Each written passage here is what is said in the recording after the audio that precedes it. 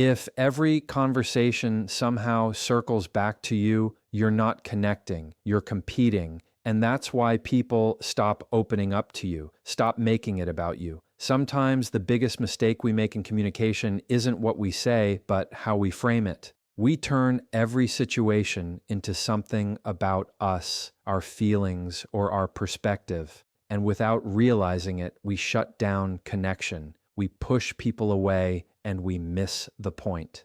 If you want to build stronger relationships, better conversations, and more trust, you have to stop making it about you. When you shift your focus from yourself to others, you open the door to genuine connection and authentic communication. Because most of the time, we don't even realize how often we pull the spotlight back onto us. It happens in conversations with friends, at work, in our families. We listen just long enough to respond with our own story, our own opinion, or our own example. And although it may feel harmless or even helpful, what it really does is cut the other person off from feeling fully seen. When the focus is always on you, you're missing the chance to understand the heart of the person in front of you. Shifting focus means putting your curiosity first and your commentary second. It means asking questions not so you can reply, but so you can truly learn what's behind their words. It's the difference between waiting for your turn to talk and being fully present in what they're saying.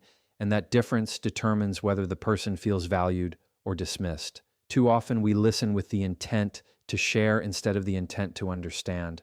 But people are drawn to those who make them feel important, not those who constantly redirect conversations back to themselves. Imagine someone telling you about a hard day, and before they even finish, you jump in with your story of how your day was even harder. What you think is relating is actually competing. And instead of building a bridge, you've put up a wall. Shifting the focus away from yourself is not about silencing your experiences. It's about timing, restraint, and sensitivity. It's about recognizing that not every story needs your story attached to it. When you practice focusing outward, you're telling the other person, I'm here, I see you, I'm listening, and that subtle message has a powerful impact on how safe and respected they feel. The world already gives us plenty of opportunities to talk about ourselves. But the real test of maturity is whether you can resist that urge long enough to give the spotlight to someone else. Shifting focus also changes how people perceive you in leadership and influence. When you make conversations about others instead of about yourself, you build credibility because people don't follow those who constantly self-promote. They follow those who understand. When you sit across from someone and ask thoughtful questions, when you resist turning their story into yours, you communicate humility, and humility is magnetic. It makes people want to trust you. It makes people feel comfortable opening up, and that's how influence is earned, not through grand speeches about your own greatness, but through genuine concern for others. There's also a hidden benefit for yourself when you stop making it about you. You learn more, you grow more, because when you quiet the need to insert yourself, you make space to actually absorb someone else's perspective. You may discover something new. You may catch insights you never would have if you had been busy preparing your next line. Every conversation becomes a classroom if you let it, and every person carries experiences you can learn from. But you can't learn anything if you're too busy talking about yourself. When you listen deeply, you see the world through more than your own lens, and that makes you wiser, stronger, and more empathetic. Think about how much better our relationships would be if more people practiced this. Fewer arguments would spiral out of control because someone wasn't rushing to defend their own side. More connections would deepen because people felt understood instead of brushed aside. Families would communicate better because parents and kids would stop competing for attention and start listening to one another.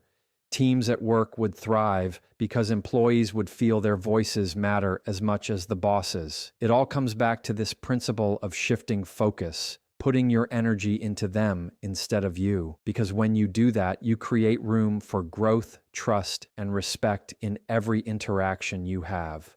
When you constantly make everything about yourself, you might not realize the weight it places on the people around you. It minimizes their feelings and makes them feel like their experiences are less important. It's not always intentional, but it happens in small ways. When someone opens up about their stress and you respond by saying you've had it worse, or when they share a victory and you quickly compare it to your own, the message they receive isn't encouragement but dismissal. It's like telling them their feelings only matter in relation to yours, and that strips away the significance of what they're going through. When you minimize people's feelings, you create distance, you weaken trust, and you make it harder for them to want to share with you again, because nobody wants to feel like they're competing for validation. We often think sharing our own experience will make others feel less alone, but it can backfire when it overshadows their emotions. Sometimes people don't want a mirror, they want a window. They don't need you to show them your reflection.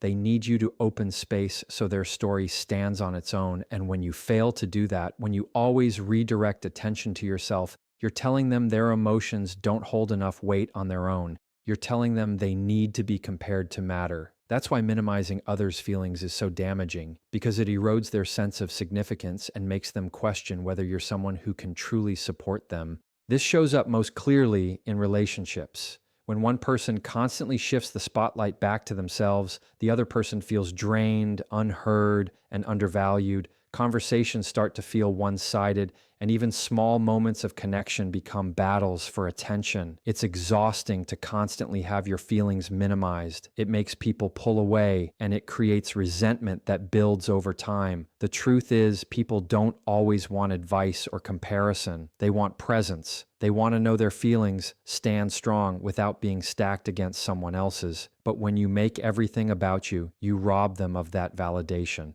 Think about how powerful it is when someone listens to you without hijacking the moment.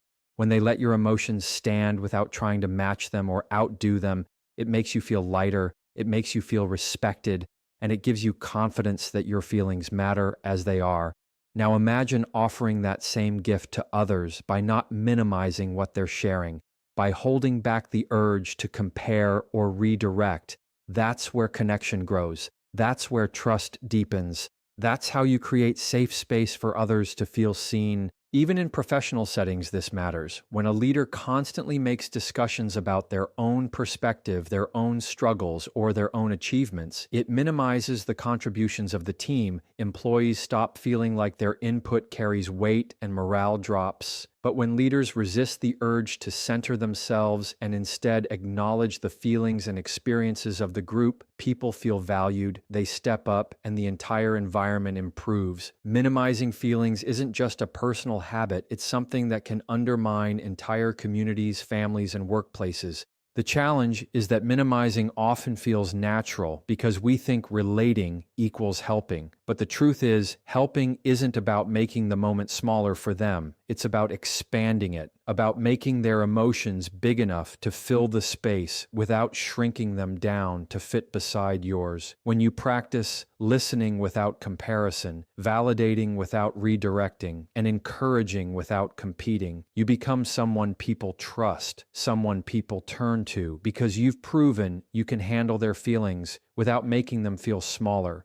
The shift might feel uncomfortable at first, but the more you resist the urge to insert yourself, the more others will feel that their experiences stand tall in your presence. And that's the kind of impact that lasts. Learning to validate without centering your own experiences is one of the most powerful skills you can bring into your conversations, because it takes the focus away from proving you understand and puts it where it belongs, on the person in front of you. Validation isn't about telling someone you felt the same thing or gone through the same situation. It's about communicating that their feelings are real, that they matter, and that they deserve to be heard. The mistake many of us make is thinking that validation requires sharing our own version of the story, but what that does is shift the spotlight back onto us and away from them. Instead of feeling supported, the other person feels like their moment has been hijacked. They were opening up about themselves, but suddenly the conversation is about you. And while you may not intend harm, the effect is still the same. It makes them feel small in a moment where they needed to feel safe. Validation without centering yourself starts with language. Simple phrases like, "I hear you, that sounds difficult," or "I understand why you'd feel that way," can go so much further than launching into a story about your past. Because what people truly need is acknowledgement, not comparison. When you choose to center them, you're giving permission for their emotions to exist fully. You're telling them they don't need to compete with your life experiences for attention, and that creates trust. The more you practice this, the more you'll notice how people open up to you, because the foundation of every deep relationship is the feeling of being understood. The trap of centering your own experience is that it feels like empathy, but often functions as distraction. Empathy doesn't always mean I've been there too. Empathy is I'm here with you now. Empathy is I'm willing to hold your feelings without trying to reshape them into my own. When you center yourself, you move the conversation away from empathy and into self-reference. And while you might believe you're building connection, what you're actually doing is taking oxygen out of the room. The other person now has to shift roles from being heard to listening to you. And in doing that, their emotions get pushed aside. That isn't validation, that's substitution. And it leaves people feeling lonelier than before they spoke. In families, this plays out when children share something and a parent immediately responds with how things were in their own childhood, or when a spouse expresses stress and their partner answers with an even bigger stress of their own. In friendships, it shows up when one person opens up about a struggle and the other jumps in with their own.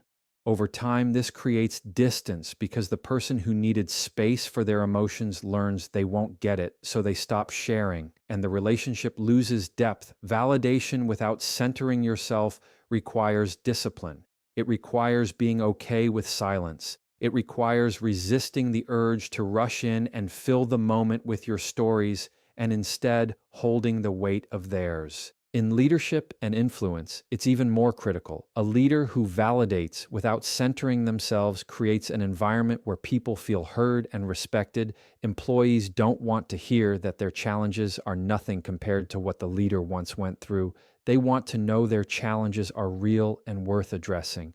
When you validate their experiences, you show them their voice carries weight, and that builds loyalty. The same principle applies in friendships and families. The more you validate without making it about you, the more the bond strengthens because people feel honored in your presence. There's also personal growth in learning this discipline. When you step back from always inserting yourself, you learn to appreciate the uniqueness of other people's perspectives. You see how their journey stands on its own without needing to be compared to yours, and that broadens your understanding of the world. Validation then becomes less about what you know and more about what you're willing to hold. You realize you don't need to prove your empathy by showing your scars. Sometimes the greatest proof is your silence, your attention, your willingness to let their story breathe, and in that space, real connection happens. Understanding that leadership and influence come from empathy and not ego is one of the most overlooked truths in human connection, because so often people confuse authority with control and respect with fear. Ego tries to build influence by dominating the room, by making every discussion a chance to showcase knowledge or power. But the problem is that ego only commands compliance, not commitment. People may follow for a while, but they won't trust. They won't invest themselves fully, and they won't feel safe to contribute their best. Empathy, on the other hand, builds influence from the inside out because it focuses on people first. It asks, what do they need? What are they feeling? How can I support them? And when people sense that you truly care about their perspective, they naturally lean in, they listen more, they respond more, and they remember you as someone who gave them a voice rather than taking theirs away. Leadership through empathy means you don't make every situation about proving your expertise. You make it about empowering the other person to grow. When someone comes to you with a problem, ego wants to solve it fast and move on so that you look competent. But empathy pauses and listens because sometimes people don't need a quick fix. They need understanding. Ego says, let me show you how much I know. Empathy says, let me show you how much you matter. And in that small shift lies the difference between a leader who is followed because of position and one who is followed because of influence. Influence that is rooted in empathy lasts long after authority fades because it is built on trust and respect, two things ego can never buy. Think about the people who've had the greatest impact on you. Chances are it wasn't the loudest voices or the ones constantly talking about themselves. It was the ones who listened, who took the time to understand you, who made you feel like your thoughts and feelings were worth their attention. That is empathy in action, and it is the foundation of meaningful influence. When you operate from ego, you may get attention for a moment, but it fades as soon as you're gone. When you operate from empathy, your influence continues because it lives in the way you made people feel, and people don't forget how they felt in your presence. In everyday relationships, this is just as true. Ego in a friendship makes conversations competitive. Who has the better story? Who has the bigger struggle? Who gets the last word? But empathy turns those same conversations into moments of connection where the goal isn't to win but to understand. Ego in a family dynamic shuts people down because it demands obedience. Empathy in a family opens people up because it creates safety. When people feel safe, they share. When they share, they grow. And when they grow, the relationship deepens. Influence built on empathy doesn't push people into your way of thinking. It invites them to explore their own and then choose to walk alongside you. Even in conflict, the difference is clear. Ego fuels defensiveness and escalates tension because it refuses to be wrong. Empathy diffuses conflict because it seeks to understand before being understood. It asks questions instead of making accusations. It slows down instead of speeding up. And because of that, it creates resolution instead of resentment. True leaders know this. True friends know this. Anyone who values lasting influence over temporary control knows this. Empathy is the currency of influence. Ego is only the debt that drains it. When you start practicing empathy over ego, you notice how people begin to respond to you differently. They relax in your presence because they don't feel judged or minimized. They become more honest because they trust you won't use their vulnerability against them. They respect you more deeply because respect that is earned through empathy is far stronger than respect that is demanded through ego.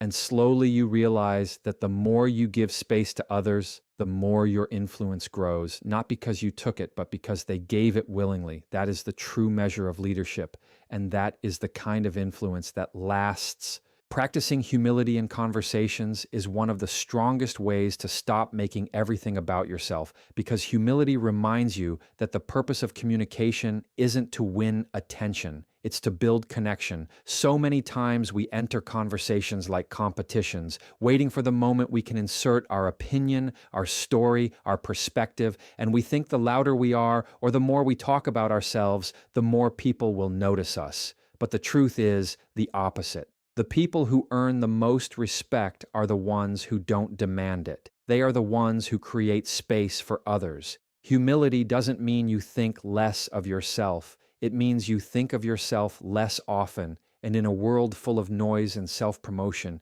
humility stands out like a signal people are drawn to. When you approach conversations with humility, you remove the pressure to always be right, to always be the one with the last word, to always be the one with the best story. Instead of treating dialogue as a stage to perform on, you treat it as a table to sit at together, and that change in posture transforms the way people experience you.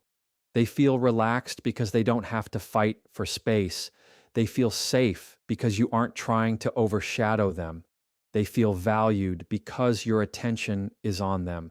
Humility is rare, but it is magnetic. People trust those who don't constantly try to prove themselves because it shows they have nothing to hide, and that trust creates deeper bonds. Humility also allows you to listen in a way ego never can. When ego is in charge, you're not really listening, you're waiting for your turn to talk, waiting for the chance to jump in with your thoughts. Humility quiets that noise and gives you the ability to hear not just the words, but the meaning behind them.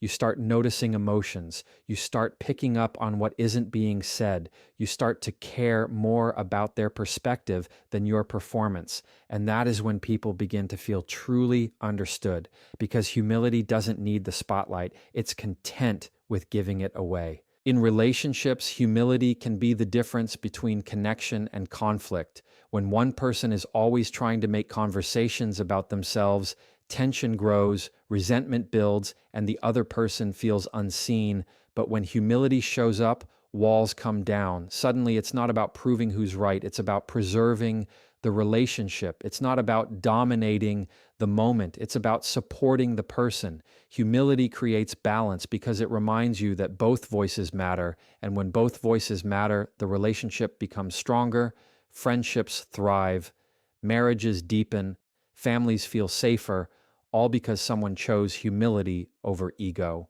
In leadership, humility is what separates those who are followed out of fear from those who are followed out of respect. A humble leader doesn't need to flaunt their authority. Their influence comes from serving others, from listening to their team, from making sure voices are heard. When leaders practice humility, they set the tone for the culture around them. People mirror what they see, and a humble leader builds a humble team, one that lifts each other up instead of competing for attention.